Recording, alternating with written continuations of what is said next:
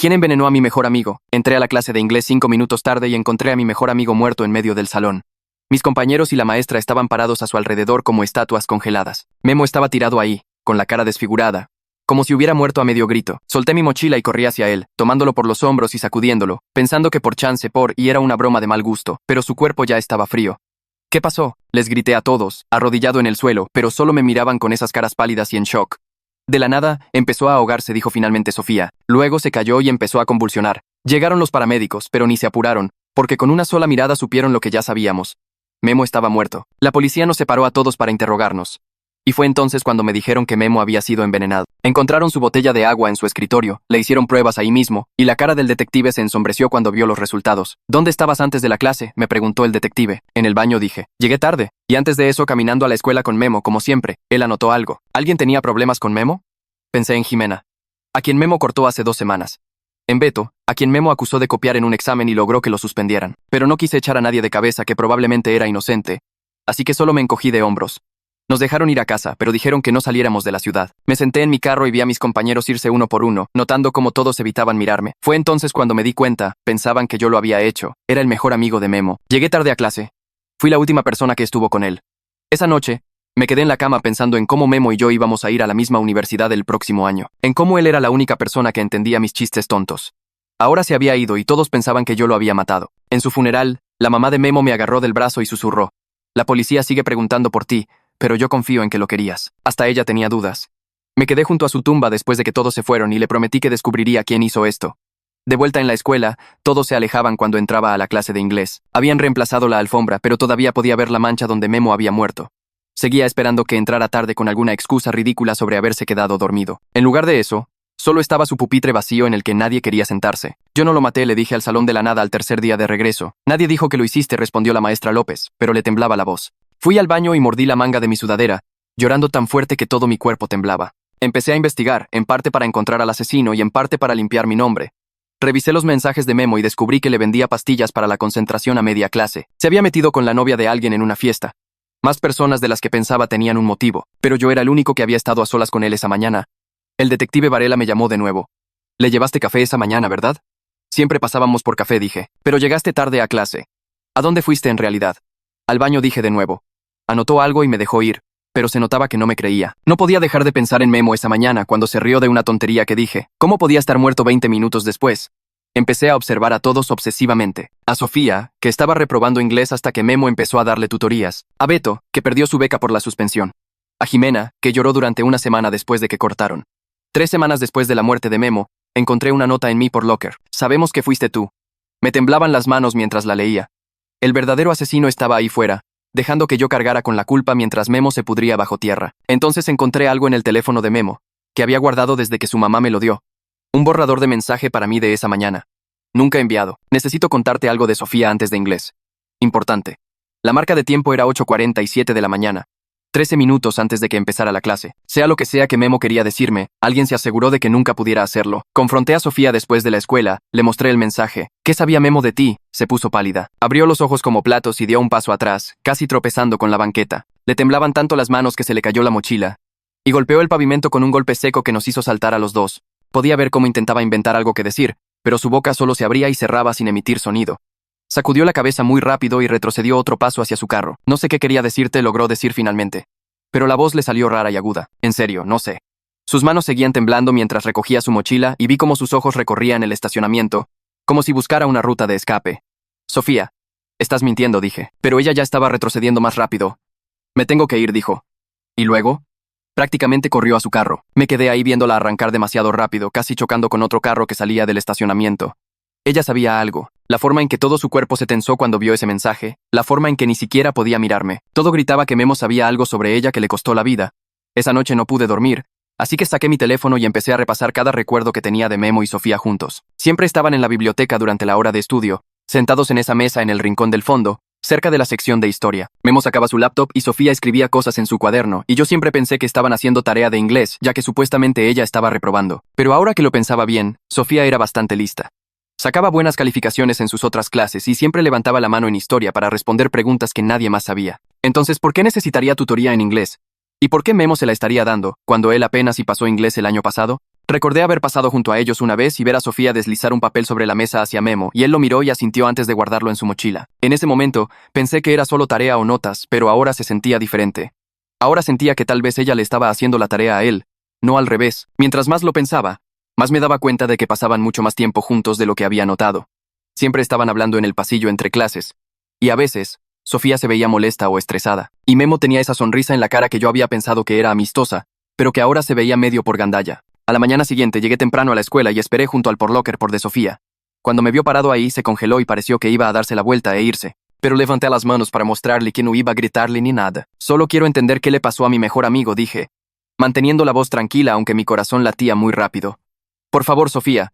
Sé que tienes miedo, pero necesito saber la verdad. Se me quedó viendo un largo rato y pude ver cómo se le empezaban a formar lágrimas en los ojos. Luego miró a su alrededor para asegurarse de que nadie estuviera escuchando y se acercó a mí. Memo me estaba chantajeando, susurró, y las palabras salieron como si hubieran estado atoradas dentro de ella desde siempre. Descubrió que mi papá está en la cárcel y dijo que se lo diría a todos si no le hacía la tarea. Se me revolvió el estómago y me sentí mal. ¿Qué? Dije. ¿Desde cuándo? Se secó los ojos con la manga. Desde el inicio del año. Dijo que todos se burlarían de mí y que las universidades se enterarían y arruinaría mi vida.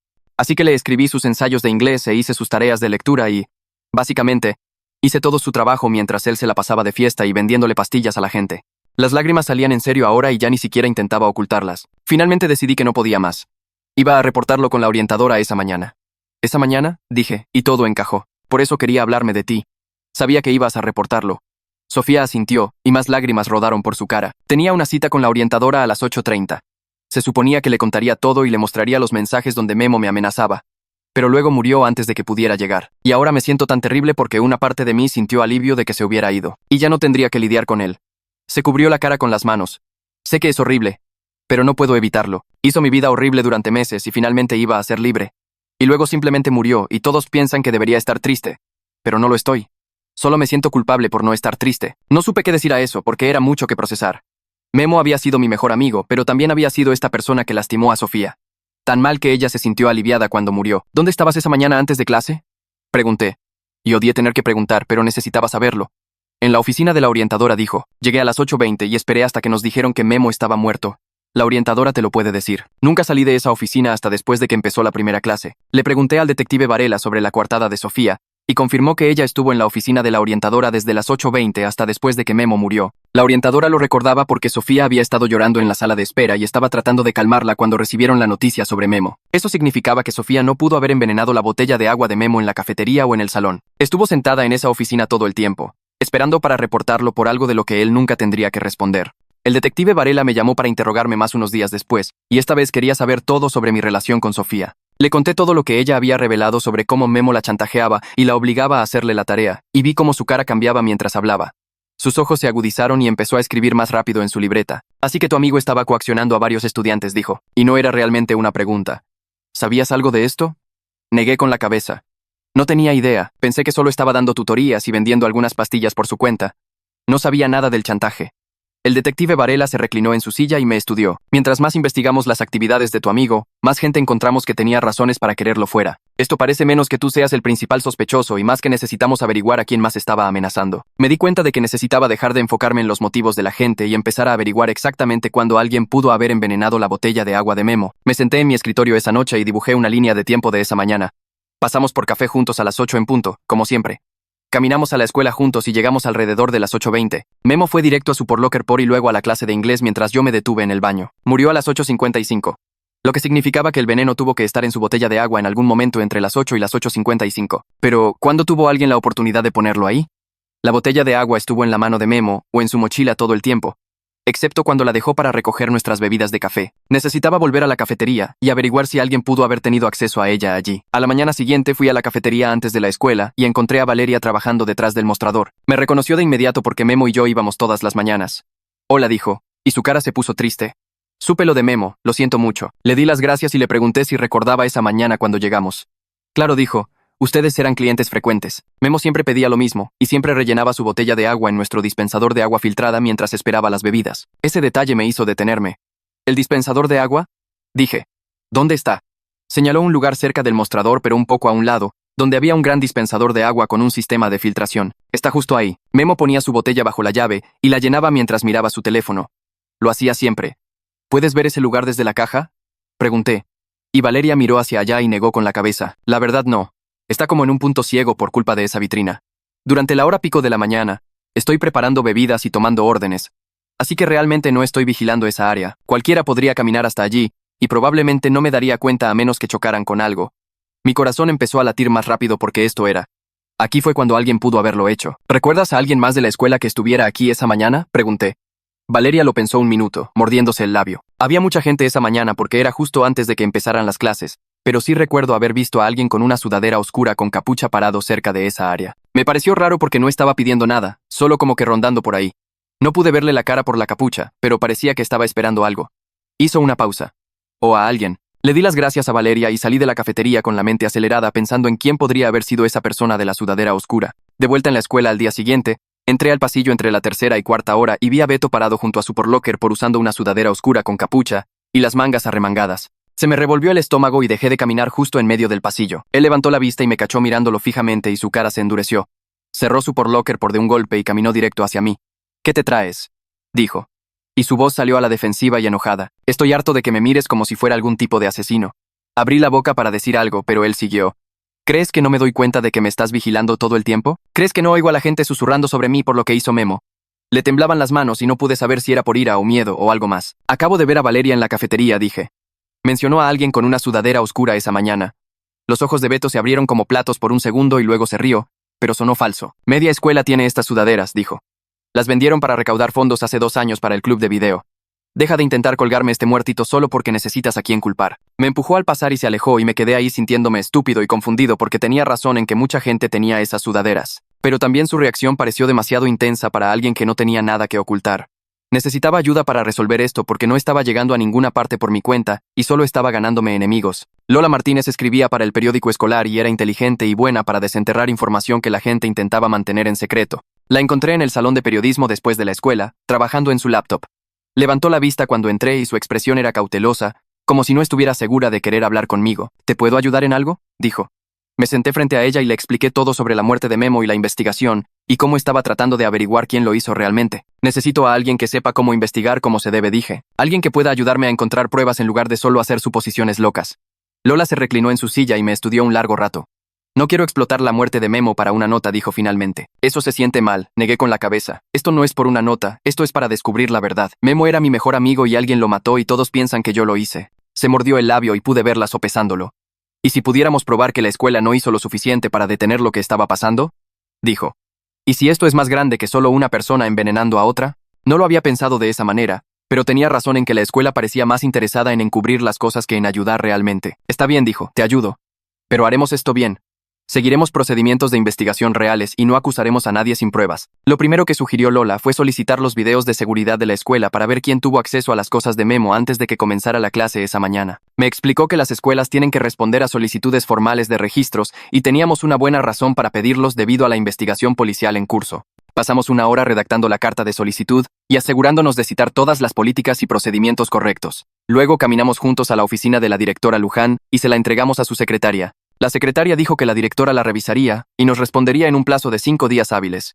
3 días después, me llamaron a la oficina de la directora. Lola ya estaba allí, sentada en una de las sillas con cara de fastidio. La directora Luján tenía nuestra carta de solicitud sobre su escritorio y su rostro estaba tenso por la desaprobación.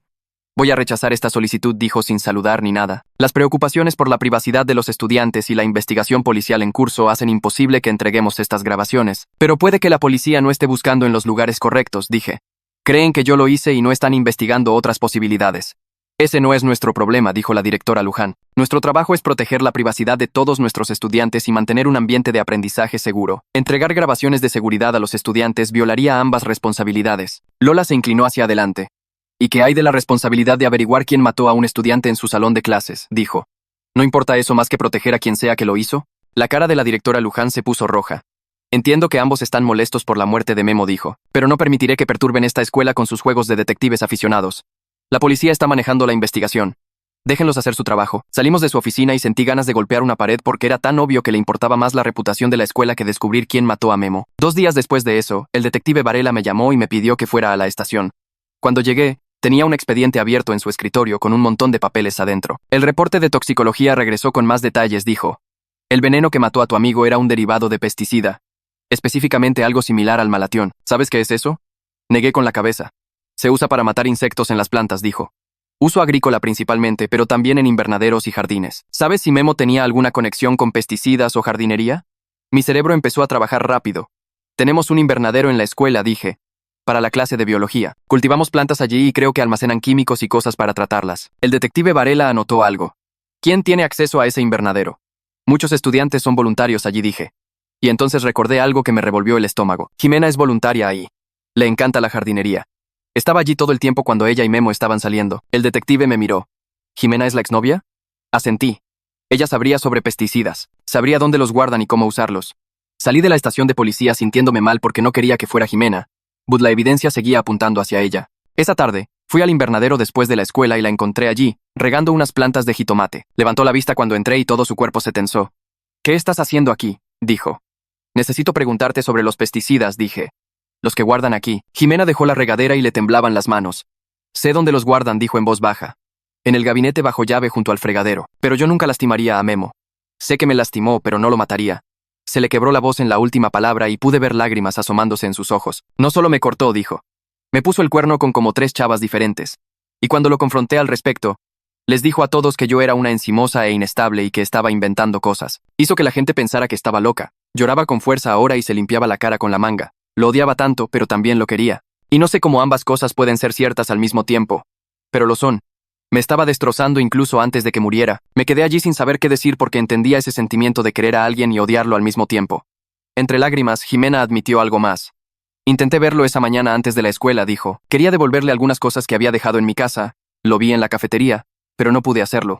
Solo me quedé allí parada como una idiota, y luego me fui sin hablar con él. Por eso he estado actuando tan rara y culpable. Quería hablar con él una vez más y no lo hice, y ahora nunca podré. Le pedí al detective Varela que verificara la historia de Jimena y me llamó al día siguiente. El video de seguridad de la cafetería la muestra entrando a las 8:15 y saliendo 2 minutos después, dijo. Nunca se acercó a Memo ni pasó cerca de donde estaba sentado. Su coartada cuadra. Pero aquí está la cosa. Esa grabación también muestra que al menos otras 6 personas de tu escuela estaban en esta cafetería durante la ventana de tiempo en que pudo ocurrir el envenenamiento. Estamos viendo un grupo de sospechosos potenciales mucho más grande de lo que pensábamos. Empecé a reunirme con Lola todos los días después de la escuela para repasar todo lo que sabíamos. Ella tenía esta forma de organizar la información que tenía sentido, como si pudiera ver patrones que yo me estaba perdiendo. Nos sentamos en la biblioteca el jueves por la tarde con su laptop abierta y un montón de notas esparcidas sobre la mesa. Abrió los registros de acceso digitales de la escuela que había conseguido a través de alguna conexión del club de periodismo que no entendí del todo. Su dedo recorrió la pantalla y se detuvo en un nombre. Beto se había registrado en el salón de video a las 7:30 de esa mañana, una hora completa antes de que comenzaran oficialmente las clases. El salón de video estaba justo al final del pasillo de nuestro salón de inglés. Podría haber entrado allí, hecho lo que necesitara hacer, y nadie lo habría visto porque los pasillos todavía estaban vacíos a esa hora. Lola me miró, y supe que estaba pensando lo mismo que yo. Beto tuvo la oportunidad. Encontré a Beto en el estacionamiento a la mañana siguiente antes de la primera hora. Estaba recargado en su carro, revisando su teléfono, y levantó la vista cuando me acerqué. Le pregunté por qué estaba en la escuela tan temprano el día que Memo murió. Todo su cuerpo se tensó y guardó su teléfono en el bolsillo. Dijo que estaba trabajando en un proyecto de video para sus solicitudes de la universidad y necesitaba usar el software de edición en el salón de video. Le pregunté por qué nunca le mencionó eso a la policía ni a nadie más. Se acercó a mí y su voz se hizo más fuerte. Dijo que estaba tratando desesperadamente de culpar a cualquiera menos a mí mismo porque no podía soportar que todos supieran la verdad. Que tal vez debería verme en un espejo en lugar de acosar a todos los demás sobre dónde estaban y qué estaban haciendo. Se subió a su carro y se fue antes de que pudiera decir algo más. Me senté en mi carro después de que Beto se fue, y sus palabras me retumbaban en la cabeza. Una parte de mí se preguntaba si tenía razón. Repasé esa mañana otra vez, como lo había hecho 1000 veces. Memo y yo pasamos por café.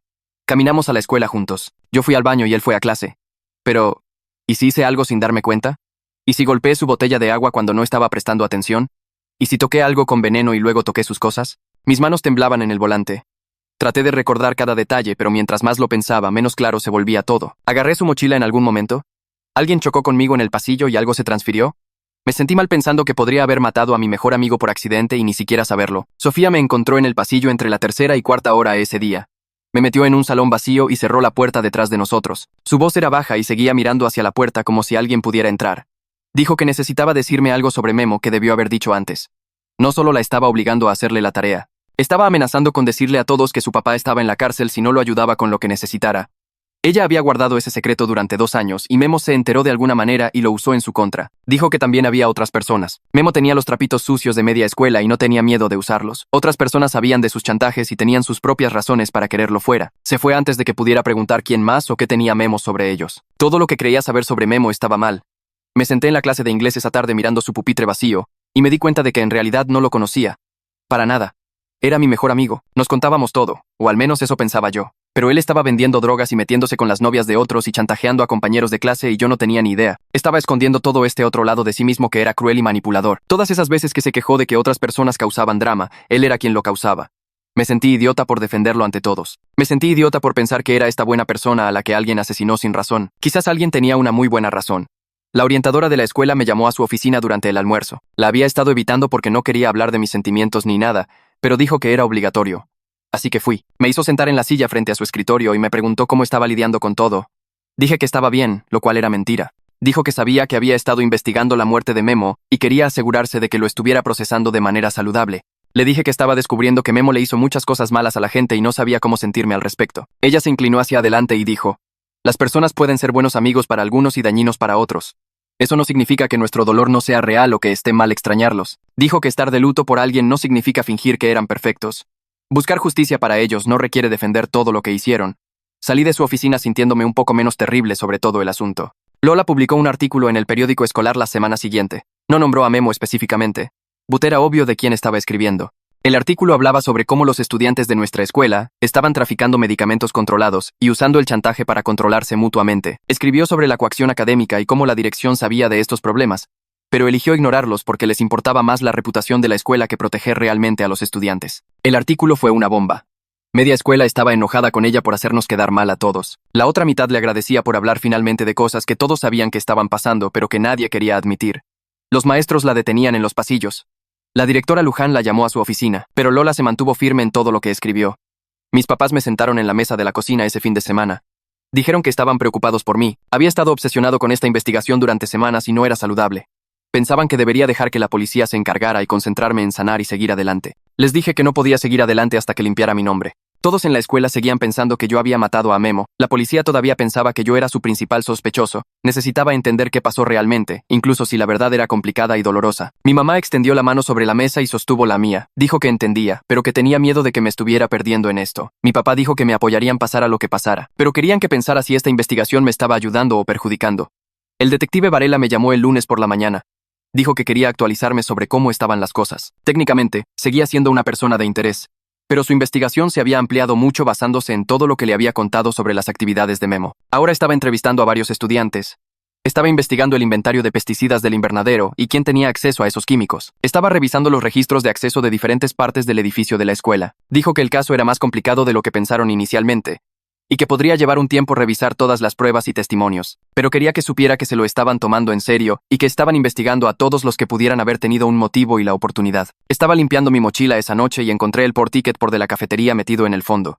Casi lo tiro, pero luego miré la hora.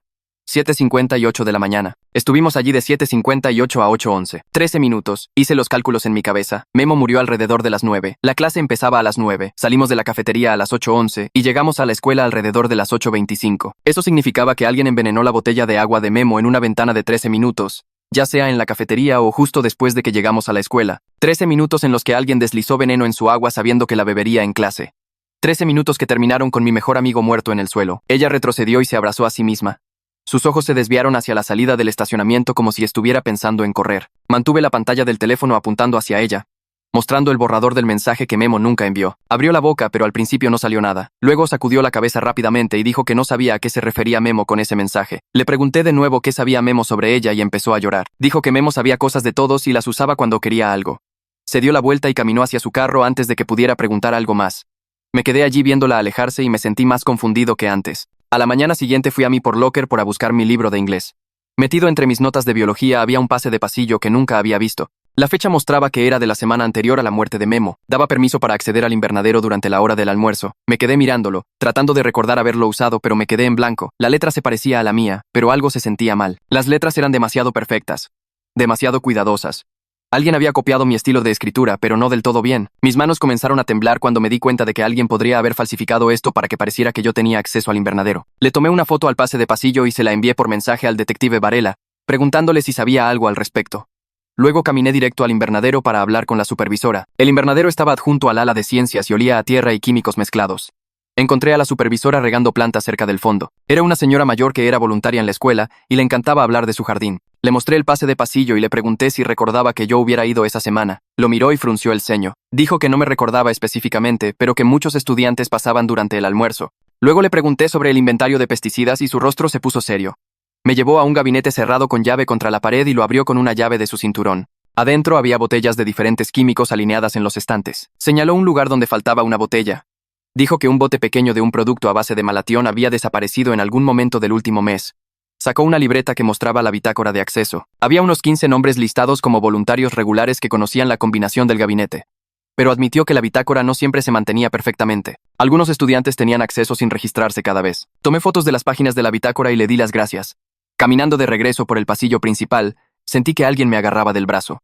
El oficial Garza me apartó cerca de las vitrinas de trofeos. Era el oficial de la escuela y generalmente era bastante agradable, pero en este momento parecía molesto. Me dijo que tenía que dejar de jugar al detective antes de que arruinara la investigación real. Traté de explicarle que solo intentaba limpiar mi nombre, pero me interrumpió. Dijo que entendía por qué quería respuestas, pero que los procedimientos legales adecuados importaban más que mi cronograma. Sin embargo, la forma en que lo dijo me hizo pensar que en realidad estaba tratando de ayudar a su manera. Me estaba advirtiendo que tuviera cuidado, no diciéndome que me detuviera por completo. Asentí y me soltó el brazo. Esa tarde me reuní con Lola en la biblioteca pública. Tenía su laptop abierta con un montón de pestañas sobre solicitudes de registros públicos. Me explicó que podíamos solicitar formalmente las grabaciones de seguridad de la escuela y las bitácoras de acceso al invernadero. Eso iniciaría un reloj oficial para que la escuela respondiera. Dijo que podría llevar semanas, pero creaba un rastro de papel que les dificultaba ocultar cosas. Me ayudó a llenar los formularios y los enviamos en línea. A la mañana siguiente, la directora Luján hizo un anuncio por el intercomunicador durante la hora de tutoría. Dijo que la escuela no realizaría una asamblea conmemorativa para Memo. Afirmó que la investigación en curso y la necesidad de mantener la normalidad lo hacían imposible. Su voz sonaba fría y robótica, como si estuviera leyendo un guión. Todos en mi salón se miraron. Alguien murmuró que qué mal plan.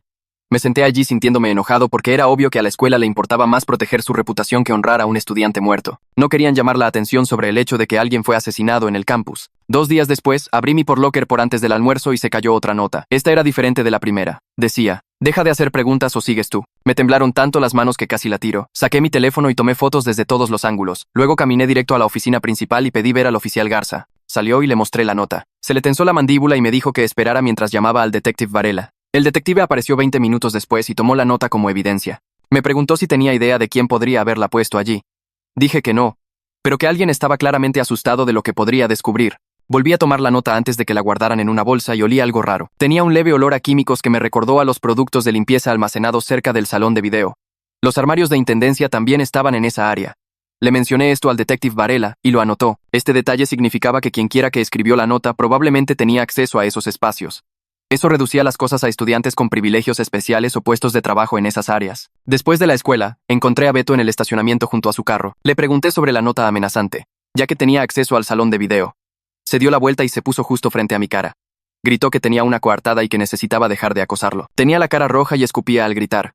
Dijo que estuvo con una maestra toda esa mañana discutiendo la apelación de su suspensión. Ella podía verificar que nunca salió de su oficina hasta justo antes de que comenzara la clase. Me empujó al pasar y se subió a su carro. Me quedé allí viéndolo alejarse demasiado rápido. Al día siguiente fui a la oficina de la orientadora para preguntar sobre la coartada de Sofía. La orientadora era una mujer de mediana edad que siempre parecía cansada. Le expliqué que Sofía dijo que estaba esperando una cita esa mañana y le pregunté si eso era cierto. La orientadora juntó las manos sobre su escritorio y dijo que no podía confirmar ni negar eso debido a las reglas de privacidad. Traté de explicarle que podría ayudar a la investigación, pero ella solo repitió que estaba obligada por la ética profesional. Su rostro mostraba que se sentía mal por eso, pero no iba a romper las reglas, incluso cuando parecían ir en contra de encontrar la verdad. Salí de su oficina sintiéndome atascado. Esa noche, Jimena me envió un mensaje de texto con una captura de pantalla. Mostraba un mensaje de Sofía enviado el día antes de que Memo muriera. Sofía le había hecho preguntas a Jimena sobre el horario de Memo y lo que solía hacer por las mañanas. El mensaje parecía inocente, como si tal vez solo tuviera curiosidad. Pero sabiendo lo que sucedió al día siguiente, se sentía diferente. Me hizo preguntarme si toda la historia de víctima de Sofía era real o si estaba ocultando algo más grande. Le respondí preguntándole a Jimena por qué me mostraba esto ahora. Dijo que había estado revisando mensajes antiguos y lo encontró. Pensó que debería saber que Sofía había estado preguntando por Memo justo antes de que muriera. Me quedé mirando la captura de pantalla durante mucho tiempo, tratando de averiguar qué significaba. El detective Varela me llamó a la mañana siguiente mientras me preparaba para la escuela. Su voz sonaba diferente a la habitual, menos cansada y más enfocada. Me dijo que habían conectado el veneno con el inventario de pesticidas del invernadero, sin lugar a dudas. El laboratorio confirmó que era el mismo compuesto químico almacenado en el gabinete cerrado con llave cerca de los salones de biología. Habían cerrado el acceso a toda esa área hasta que terminaran de investigar quién había entrado y salido. Sentí una extraña mezcla de alivio y miedo recorrer mi cuerpo. Alivio porque la investigación finalmente estaba avanzando hacia algo real. Miedo porque significaba que alguien con quien me sentaba al lado en clase, alguien con quien probablemente hablaba todos los días, había entrado a ese invernadero y robado veneno específicamente para matar a Memo. El detective dijo que estaban revisando las bitácoras de acceso y entrevistando a todos los que tenían acceso al invernadero. Me dijo que me mantuviera alerta y le avisara si recordaba algo más sobre esa mañana. Después de colgar, me quedé allí parado, sosteniendo mi teléfono. Uno de mis compañeros de clase era un asesino y se estaban acercando a descubrir quién era. La directora Luján me sacó de la tercera hora más tarde ese día. Su asistente vino a mi clase de historia y dijo que la directora necesitaba verme de inmediato. Caminé hacia la oficina principal sintiendo los ojos de todos sobre mí en el pasillo. Cuando llegué a su oficina, ella estaba sentada detrás de su gran escritorio de madera con las manos entrelazadas. No me dijo que me sentara, dijo que había recibido múltiples quejas sobre mí acosando a otros estudiantes. Empecé a explicarle que solo estaba tratando de averiguar qué le pasó a Memo, pero me interrumpió. Dijo que mi comportamiento estaba creando un ambiente hostil e interrumpiendo el proceso educativo. De hecho, usó esas palabras exactas, como si estuviera leyendo algún documento legal. Si continuaba interrogando a otros estudiantes o interfiriendo con la investigación, no tendría más remedio que tomar medidas disciplinarias. La suspensión o incluso la expulsión estaban sobre la mesa. Me quedé allí sintiendo cómo se me calentaba la cara porque era tan obvio que le importaba más proteger la reputación de la escuela que ayudarme a encontrar quién mató a mi mejor amigo. Me despidió y salí pasando junto a su asistente, que no me miró a los ojos. Mi teléfono vibró durante el almuerzo. Era un mensaje de texto de Valeria, de la cafetería. Dijo que había estado revisando archivos antiguos de la cámara de seguridad de esa mañana y encontró algo que necesitaba ver. Le respondí preguntándole qué era y dijo que prefería mostrármelo en persona. Salí de la escuela durante mi hora libre y conduje hasta la cafetería. Valeria estaba limpiando mesas cuando entré. Me llevó a la oficina de atrás donde tenían la computadora con las grabaciones de seguridad. Abrió una imagen en la pantalla que era granulada y oscura. La marca de tiempo mostraba las 8:05 de esa mañana. Me incliné más cerca y vi el área del dispensador de agua donde Memo había llenado su botella. Había una mano extendiéndose hacia esa área, apenas visible en el borde del encuadre. La imagen era demasiado borrosa para ver una cara o identificar a quién pertenecía, pero era la primera evidencia visual real de que alguien había estado cerca de la botella de Memo esa mañana. Valeria dijo que el ángulo de la cámara era malo y este era el único cuadro que mostraba algo útil. Se ofreció a enviármelo a mi teléfono y dije que sí de inmediato.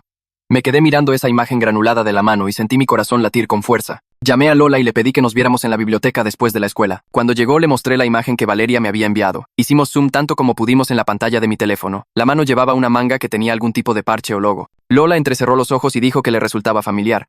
Abrió el sitio web de la escuela en su laptop y comenzó a hacer clic en las páginas de los clubes. Cuando llegó a la página del club de video, se me revolvió el estómago. Todos los miembros llevaban sudaderas con ese mismo parche exacto en la manga. Era un pequeño diseño de una cámara con las iniciales de la escuela debajo. Lola me miró y yo la miré a ella. Beto estaba en el club de video. Había afirmado que estaba en la oficina de una maestra toda esa mañana. Pero ahora teníamos evidencia de alguien con una sudadera del club de video cerca de la botella de agua de Memo. Guardé la imagen e hice zoom en el parche de nuevo. Cuanto más lo miraba, más seguro estaba de que este era el avance que necesitábamos. Beto me vio mirando la imagen en mi teléfono al día siguiente antes de la primera hora. Se acercó a mí en el pasillo y me preguntó qué estaba mirando. Giré la pantalla de mi teléfono hacia él sin decir nada. Su cara se puso roja y me agarró la muñeca. Dijo que esas sudaderas se vendieron para recaudar fondos hace 2 años y que media escuela las compró. Comenzó a enumerar nombres de personas que las tenían, incluidas personas que ya ni siquiera estaban en el club de video. Tenía razón en que la sudadera por sí sola no probaba nada concreto, pero la forma en que se puso tan a la defensiva y el hecho de que supiera exactamente quién era dueño de esas sudaderas me hizo sospechar más que antes. Me soltó la muñeca y me dijo que dejara de intentar culparlo por algo que no hizo. Luego se alejó rápido, su mochila rebotando contra sus hombros. Lo vi desaparecer entre la multitud de estudiantes, y me pregunté si su ira era porque era inocente o porque tenía miedo de que lo atraparan. El detective Varela me llamó a la estación después de la escuela ese mismo día. Cuando llegué a la estación de policía, me llevó a una pequeña habitación con una computadora. Dijo que el distrito escolar finalmente había entregado algunas grabaciones de seguridad de esa mañana. Abrió un archivo de video que mostraba el pasillo fuera del salón de inglés. La marca de tiempo decía 7:52. Una figura con ropa oscura entró en el encuadre e intentó abrir la puerta del salón. Estaba cerrada con llave. La figura miró a su alrededor. Luego sacó algo de su bolsillo. Abrió la puerta y entró. La grabación estaba demasiado lejos y el ángulo era incorrecto para ver su rostro con claridad. Pero su altura y complexión podrían coincidir con varias personas, incluidos Beto y Jimena. El detective adelantó el video y la figura salió 4 minutos después. Caminó rápidamente por el pasillo y salió del encuadre. El detective pausó el video y me preguntó si reconocía algo sobre la forma de caminar o la ropa de la persona. Me quedé mirando la imagen congelada, pero no pude identificarlos con certeza. Lo que sí pude ver claramente fue que se habían acercado al área donde Memo siempre dejaba su mochila cuando llegaba temprano a clase. Encontré a Jimena después de la escuela en el estacionamiento. Estaba metiendo libros en su cajuela cuando me acerqué. Le dije que sabía que había estado en el salón esa mañana. Todo su cuerpo se tensó. Cerró la cajuela lentamente y se volvió para mirarme. Preguntó cómo lo sabía y le conté sobre la grabación de seguridad. Empezó a llorar allí mismo, en el estacionamiento. Dijo que sí, que había estado en el salón, pero solo para devolver un libro que Memo le había prestado hacía semanas. Le había pedido prestada su llave para entrar porque no quería verlo cara a cara. Dejó el libro en su escritorio y salió. Juró por todo que nunca tocó su botella de agua. Ni siquiera sabía que estaba en su mochila en ese momento. Siguió diciendo que nunca lo lastimaría, sin importar cuánto la hubiera lastimado él. Se le quebró la voz y se secó las lágrimas de la cara con la manga. Quería creerle porque el dolor en su voz parecía real. Pero también sabía que cualquiera podía fingir emociones si estaba lo suficientemente desesperado. Se subió a su carro y se fue, dejándome allí parado en el estacionamiento vacío. Esa noche me senté en mi escritorio y traté de pensar lógicamente en lugar de emocionalmente. Dibujé una línea de tiempo de la botella de agua de Memo desde que la llenó hasta que bebió de ella en clase. La botella pasó del dispensador de agua de la cafetería a la mano de Memo, a su mochila, al salón de inglés. Alguien había añadido veneno en uno de esos puntos. La cafetería parecía lo más probable basándome en la imagen de Valeria, pero el salón también era posible basándome en la grabación de seguridad. Incluso el estacionamiento o el pasillo entre ubicaciones podría funcionar si alguien accedía a su mochila. El problema era que varias personas tuvieron la oportunidad en diferentes momentos. Beto pudo haberlo hecho en la cafetería si estuvo allí temprano. Jimena admitió haber estado en el salón con acceso a sus cosas. Incluso Sofía había estado por allí esa mañana. Según su propia admisión, me sentía como si estuviera tratando de resolver un rompecabezas donde la mitad de las piezas parecían idénticas. Me reuní con Lola al día siguiente y extendimos todo sobre la mesa de su cocina, la imagen de la cafetería, las capturas de pantalla de la grabación de seguridad, la línea de tiempo que había dibujado, la lista de sospechosos con motivos y oportunidades. Comenzamos a trazar 3 ventanas específicas en las que podría haber ocurrido la manipulación. La ventana 1 fue en el dispensador de agua de la cafetería entre las 8:05 y las 8:10. Según la grabación de Valeria, Memo estaba distraído con su teléfono y alguien con una sudadera del club de video estaba cerca. La ventana 2 fue en el estacionamiento o en el pasillo entre las 8:15 y las 8:25 mientras caminábamos desde mi carro hasta el edificio. Alguien podría haber chocado con Memo o accedido a su mochila durante ese tiempo. La ventana 3 fue en el salón de clases entre las 7:50 y las 8:30 antes de que llegara Memo. La grabación de seguridad mostraba a alguien entrando con una llave y acercándose al área de su escritorio. Cada ventana tenía diferentes sospechosos con oportunidad probada o posible. Lola tomó notas en su laptop mientras yo miraba el mapa que habíamos creado. La respuesta estaba en algún lugar de estas 3 ventanas, pero aún no podía verla claramente. Un recuerdo me golpeó de repente mientras estaba acostado en la cama esa noche. Me senté en la oscuridad recordando algo de esa mañana que había olvidado por completo. Alguien había chocado con Memo en el pasillo entre el estacionamiento y el salón de inglés. Estábamos caminando por el pasillo lleno de gente y alguien pasó corriendo en la dirección opuesta. Chocó contra Memo con la fuerza suficiente para que se le cayera la mochila. Libros y papeles se desparramaron por todas partes. En ese momento pareció un accidente normal en el ajetreo de la mañana. Memo se había reído y recogimos todo juntos. Pero ahora me preguntaba si fue intencional. Si alguien había causado esa colisión específicamente para tener acceso a su mochila durante unos segundos mientras él estaba distraído recogiendo las cosas. Agarré mi teléfono y traté de recordar quién fue el que chocó con él. El rostro no aparecía enfocado en mi memoria. Solo un borrón de movimiento y el sonido de la mochila de Memo golpeando el suelo. Le envié un mensaje de texto a Lola diciéndole que recordaba algo importante y que necesitábamos hablar a primera hora de la mañana. El detective Varela me llamó a la mañana siguiente mientras me preparaba para la escuela. Dijo que el laboratorio había terminado de analizar el veneno y había encontrado algo importante. El veneno era a base de malatión, que es un tipo de pesticida, pero alguien lo había mezclado con saborizante cítrico para ocultar el olor y el sabor. Se me revolvió el estómago porque Memo siempre le ponía limón a su agua. Estaba obsesionado con eso y cargaba esos pequeños sobrecitos de limón a todas partes. El asesino conocía sus hábitos lo suficientemente bien como para enmascarar el veneno en un sabor que él esperaba y no cuestionaría. Le di las gracias al detective Varela y colgué, mi mente corriendo a través de las posibilidades. El detalle de los cítricos lo cambiaba todo porque significaba que esto no fue al azar. Alguien había estudiado las rutinas de Memo y lo había planeado cuidadosamente. Me senté en mi cama tratando de pensar quién sabía que Memo siempre usaba limón en su agua.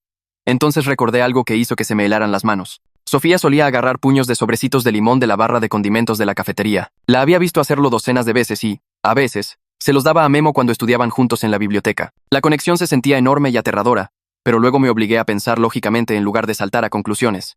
Sofía tenía una coartada verificada en la oficina de la orientadora esa mañana. No pudo haber estado en la cafetería o en el salón para envenenar la botella de Memo, a menos que le hubiera dado el sobrecito de limón envenenado de antemano, y él simplemente no lo hubiera usado hasta esa mañana. Me dolía la cabeza tratando de analizar todas las posibilidades. La mamá de Memo me había pedido que fuera a ayudarle a ordenar sus cosas porque no podía enfrentarse a hacerlo sola. Fui a su casa esa tarde y me llevó a su habitación, que se veía exactamente igual que la última vez que estuve allí. Su mochila estaba sobre la silla de su escritorio y me dijo que la revisara y me quedara con lo que quisiera como recuerdo. Abrí el bolsillo principal y comencé a sacar cuadernos y carpetas. En el fondo, encontré una pequeña bolsita con cierre donde Memo guardaba cosas al azar como chicles y desinfectante de manos. Adentro había 3 sobrecitos de limón agrupados con una liga. Los levanté e inmediatamente noté que uno se sentía diferente. Era más pesado que los otros y alguien había sellado los bordes con cinta transparente. Mi corazón comenzó a latir con fuerza mientras lo miraba. Tenía que ser esto. Así fue como lo hizo el asesino. Lo dejé con cuidado sobre el escritorio de Memo y tomé fotos con mi teléfono desde todos los ángulos. Luego llamé al detective Varela y le dije lo que había encontrado. Dijo que no lo tocara más y que enviaría a alguien a recogerlo de inmediato. Me senté en la cama de Memo esperando que llegara la policía y sentí esta extraña mezcla de emoción y pavor. Esta podría ser la evidencia que finalmente revelara quién mató a mi mejor amigo. Los resultados del laboratorio llegaron 2 días después, confirmando lo que había sospechado. El sobrecito de limón contenía rastros del mismo pesticida a base de malatión que mató a Memo. El detective Varela me llamó a la estación y me explicó que este era el avance que necesitaban. Alguien había precargado el veneno en un sobrecito de limón, sabiendo que Memo lo agregaría él mismo a su agua. Por eso nadie vio a nadie manipulando directamente su botella en la cafetería o en el salón. Memo, esencialmente, se había envenenado a sí mismo sin saberlo. El método era inteligente y aterrador porque significaba que el asesino no tenía que estar cerca de Memo cuando realmente consumió el veneno. Solo tenían que hacer llegar el sobrecito de limón envenenado a su posesión en algún momento antes de esa mañana. El detective Varela me preguntó si tenía idea de cuándo alguien pudo haberlo plantado en la mochila de Memo. Lo pensé cuidadosamente y le conté sobre la colisión en el pasillo esa mañana, cuando alguien chocó con Memo lo suficientemente fuerte como para hacerle tirar su mochila. En ese momento pareció un accidente normal, pero ahora se sentía deliberado. Alguien había creado caos para acceder a su mochila por solo unos segundos mientras él estaba distraído recogiendo todo. La pregunta que me mantuvo despierto esa noche fue quién había estado involucrado en ese choque en el pasillo. Traté desesperadamente de recordar, pero el rostro no aparecía enfocado. Era solo un borrón de movimiento en el ajetreo matutino.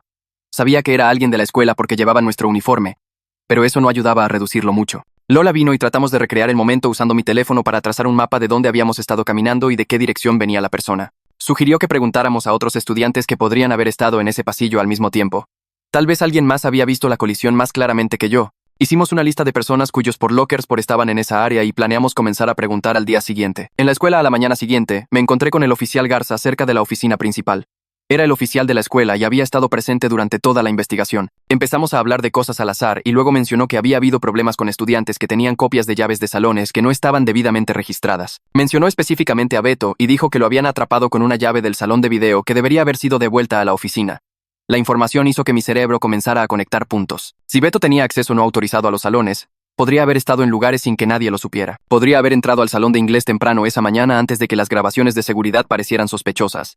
Podría haber accedido a áreas de almacenamiento donde se guardaban pesticidas. El oficial Garza notó que mi expresión cambiaba y me preguntó si estaba bien. Le dije que estaba bien y me alejé rápidamente antes de que pudiera hacer más preguntas. Encontré a Beto en el gimnasio después de la escuela terminando la práctica de baloncesto. Estaba solo lanzando tiros libres y no notó que entré hasta que estuve parado justo debajo de la canasta. Le pregunté directamente sobre las llaves de salón no autorizadas y si había estado en el salón de inglés esa mañana antes de que llegara Memo. Su cara se puso roja y me dijo que me largara. Presioné más y le pregunté sobre la colisión en el pasillo y si había chocado con Memo a propósito para acceder a su mochila. Beto me empujó hacia atrás y tropecé, pero logré mantenerme en pie. Empezó a gritar que estaba tratando de culparlo por algo que no hizo. Lo empujé de vuelta, y de repente, nos estábamos peleando en serio. Me dio un puñetazo en el estómago y lo derribé al suelo del gimnasio. Rodamos lanzando golpes hasta que él me inmovilizó y me puso la cara muy cerca. Dijo que Memo se merecía lo que le pasó por arruinarle la vida con acusaciones falsas de hacer trampa. Las palabras quedaron flotando en el aire entre nosotros y vi cómo su expresión cambiaba mientras se daba cuenta de lo que acababa de admitir. Me soltó y retrocedió gateando. Me senté, limpiándome la sangre del labio partido. Beto agarró sus cosas y salió corriendo del gimnasio, dejándome allí sentado tratando de recuperar el aliento. El detective Varela me llamó a la estación al día siguiente y su rostro estaba serio de una manera que me revolvió el estómago. Dijo que mi confrontación con Beto había comprometido potencialmente la evidencia en su contra. El abogado de Beto ya estaba alegando acoso y coerción, argumentando que cualquier cosa que Beto me hubiera dicho estaba bajo coacción y no podía usarse en la corte. Me sentí terrible al darme cuenta de que mi necesidad desesperada de respuestas podría haber dificultado el enjuiciamiento del asesino de Memo. El detective Varela no estaba gritando, pero se notaba que estaba frustrado. Me recordó que necesitaba dejar que los profesionales manejaran la investigación en lugar de actuar por mi cuenta. Me disculpé y prometí retroceder, pero por dentro estaba gritando porque finalmente había conseguido que Beto admitiera algo importante y ahora podría ni siquiera importar. El sistema legal se sentía roto e injusto. Memo estaba muerto y la persona que lo mató podría salir libre porque no pude controlarme. La mamá de Memo me pidió que fuera a verla de nuevo unos días después. Dijo que había encontrado algo que quería compartir conmigo. Cuando llegué a su casa, me entregó un ensayo impreso que Memo había escrito para la clase de inglés unos 2 meses antes de morir. El título era sobre la presión y las expectativas. Me senté en su sofá y lo leí lentamente. Memo había escrito sobre sentirse como si tuviera que mantener esta imagen perfecta en la escuela mientras su familia estaba batallando con problemas de dinero. Habló sobre el estrés de tratar de aparentar que todo estaba bien cuando en realidad le preocupaba si sus padres podrían pagarle la universidad. Leerlo me hizo verlo de manera diferente. No era solo el tipo seguro de sí mismo que todos pensaban que era. Estaba asustado y batallando y tomando decisiones terribles. En parte porque se sentía desesperado. No excusaba lo que le hizo a personas como Sofía y Beto, pero lo hacía sentir más humano y complicado. La mamá de Memo me observó leer con lágrimas en los ojos.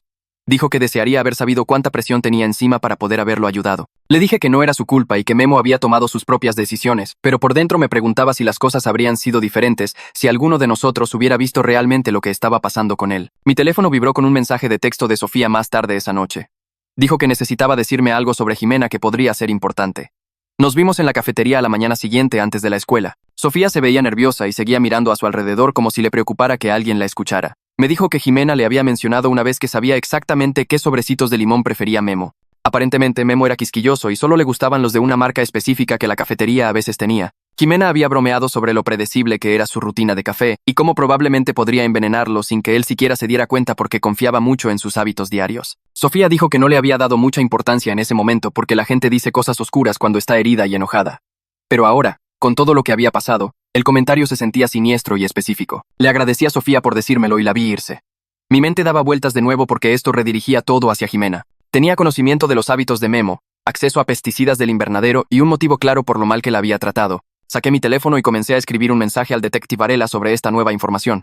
Presioné enviar y vi cómo se enviaba el mensaje al detective Varela. Mi teléfono vibró casi de inmediato con su respuesta, diciéndome que fuera a la estación a la mañana siguiente. Conduje directo a la casa de Jimena porque no podía esperar más. Abrió la puerta con aspecto exhausto y los ojos rojos, como si hubiera estado llorando durante horas. Le mostré la captura de pantalla de Sofía sobre los sobrecitos de limón y le pregunté directamente qué sabía sobre la rutina de café de Memo. La cara de Jimena se puso completamente blanca y retrocedió como si la hubiera golpeado.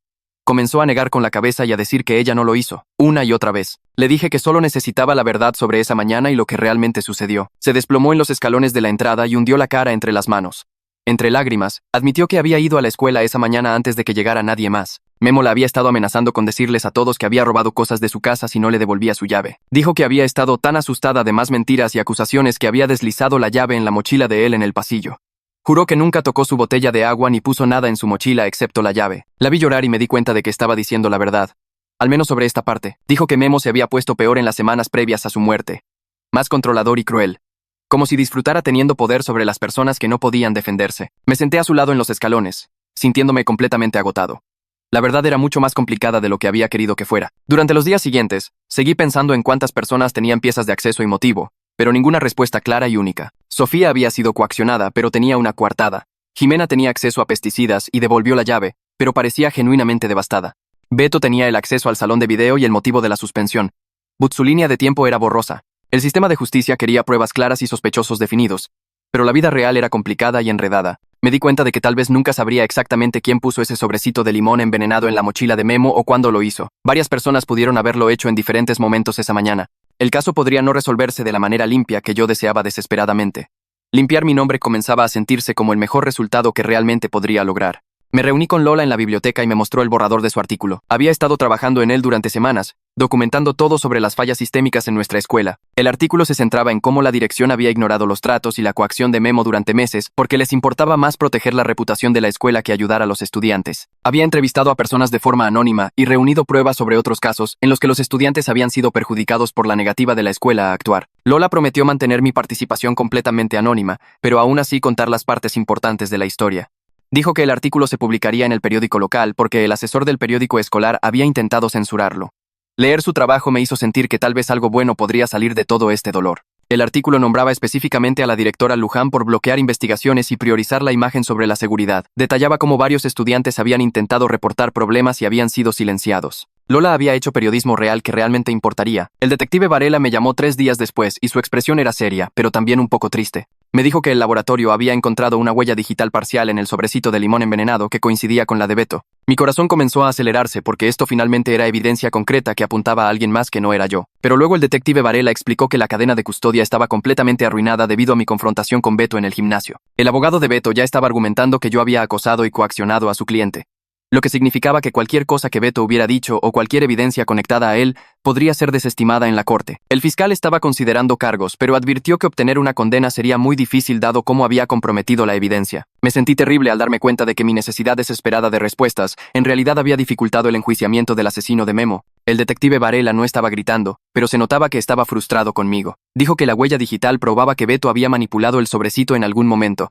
pero no podía probar cuándo ni por qué. Beto podría afirmar que lo tocó inocentemente en la cafetería o que yo lo planté. El sistema legal tenía todas estas reglas sobre la evidencia que tenían sentido en teoría, pero se sentían rotas cuando las estabas viviendo. Memo estaba muerto y la persona que probablemente lo mató podría salir libre, en parte porque no pude controlarme. Me disculpé de nuevo, pero el detective Varela solo sacudió la cabeza y dijo que lo hecho estaba.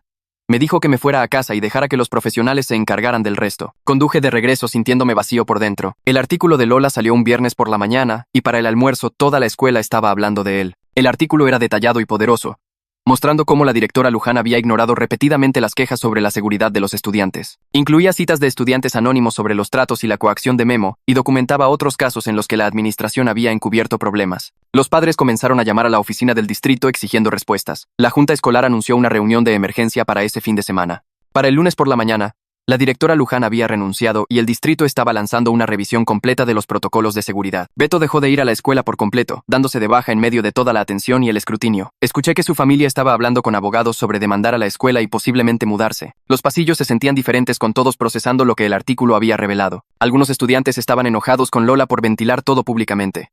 Otros le agradecieron por hablar finalmente sobre cosas que todos sabían pero ignoraban. Los susurros sobre mi participación en la muerte de Memo comenzaron a calmarse a medida que la gente se enfocaba en los problemas sistémicos más grandes. Todavía recibía algunas miradas sospechosas, pero la presión social finalmente se estaba alejando de mí. No era una vindicación completa, pero era algo. Podía caminar por los pasillos sin sentir que todos pensaban que era un asesino. La mamá de Memo llamó y me pidió que fuera a verla. Conduje hasta su casa sintiéndome nervioso sobre lo que quería decir. Hizo té y nos sentamos en la sala de estar, donde las fotos de Memo cubrían cada superficie. Me dijo que había estado pensando mucho sobre quién era realmente su hijo versus quién había querido que fuera. La investigación había revelado cosas sobre Memo que ella nunca supo, cosas que la hacían cuestionar si realmente lo había entendido. Admití que yo había estado batallando con lo mismo, extrañando a mi amigo mientras también enfrentaba la realidad de cómo había lastimado a la gente. La mamá de Memo comenzó a llorar y dijo que desearía haber prestado más atención a la presión bajo la que estaba y las decisiones que estaba tomando. Le dije que no era su culpa, que Memo había tomado sus propias malas decisiones. Hablamos durante más de 1 hora sobre la persona complicada que había sido Memo, tanto el buen amigo que recordaba como el traficante manipulador que había coaccionado a sus compañeros. Me agradeció por buscar la verdad, incluso cuando reveló realidades incómodas sobre su hijo. Dijo que prefería saber quién era Memo realmente que vivir con un falso recuerdo perfecto. Nuestra relación nunca volvería a ser la misma que antes, pero alcanzamos este frágil entendimiento que se sentía honesto. Estuvimos de acuerdo en que podíamos honrar la memoria de Memo, y al mismo tiempo, reconocer el daño que había causado. No se trataba de elegir una versión de él sobre la otra, sino de aceptar que había sido ambas cosas a la vez.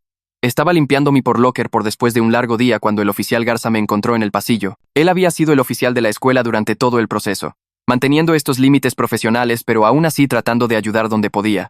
Me entregó una caja con algunas de las pertenencias de Memo que habían sido retenidas como evidencia y finalmente fueron liberadas. Adentro estaban el reloj de Memo, la funda de su Porcelpor y algunas otras cosas pequeñas que su mamá le había pedido a Garza que me diera. El gesto fue simple, pero significó algo. Este momento tranquilo de atención de alguien que podría simplemente haber enviado las cosas por correo o dejarlas en la oficina. El oficial Garza me preguntó cómo estaba aguantando y le dije la verdad. Que estaba mejor pero aún procesando todo. Dijo que había visto muchos casos en los que el sistema le fallaba a la gente y que lamentaba que esto hubiera sido tan difícil. Nos quedamos allí en el pasillo vacío y me sentí agradecido de que todavía hubiera gente como Garza tratando de hacer lo correcto, incluso dentro de sistemas rotos. Me dijo que lo llamara si alguna vez necesitaba algo y luego me dejó solo con la caja. Revisé las cosas de Memo y sentí esta mezcla de tristeza y aceptación. La investigación no me había dado todas las respuestas que quería, pero me había dado algo. Una imagen más clara de la realidad y mi lugar en ella. Al día siguiente, en la clase de inglés, tomé una decisión. El pupitre de Memo había permanecido vacío durante semanas, sin que nadie quisiera sentarse allí. Entré y puse mis cosas en su antiguo lugar. La maestra López pareció sorprendida, pero no dijo nada. Cuando preguntó si alguien quería compartir recuerdos de Memo, levanté la mano. Hablé sobre extrañar a mi amigo, sobre los chistes que habíamos compartido y los planes que habíamos hecho para la universidad. Pero también dije que Memo había lastimado a personas y había tomado decisiones que causaron un daño real. Me negué a fingir que era perfecto solo porque estaba muerto. Pero también me negué a dejar que sus errores borraran la amistad real que habíamos tenido. La complejidad se sintió correcta de alguna manera, más honesta que cualquiera de los extremos. Algunos compañeros de clase parecían incómodos, pero otros asintieron como si entendieran. La maestra López me agradeció por compartir y continuó con la lección. Me senté en el pupitre de Memo durante el resto de la clase, sintiéndome más estable de lo que me había sentido en semanas. No estaba absuelto de la sospecha por completo y el dolor no se había ido, pero estaba listo para seguir adelante con la verdad que había encontrado. Desordenada e incompleta como era, Memo había sido mi mejor amigo y también había sido alguien que lastimaba a la gente. Ambas cosas eran ciertas. Podía extrañarlo mientras reconocía lo que había hecho. El caso tal vez nunca se resolvería por completo y Beto tal vez nunca enfrentaría consecuencias reales. Pero yo había hecho lo que pude para encontrar respuestas y limpiar mi nombre. Eso tendría que ser suficiente.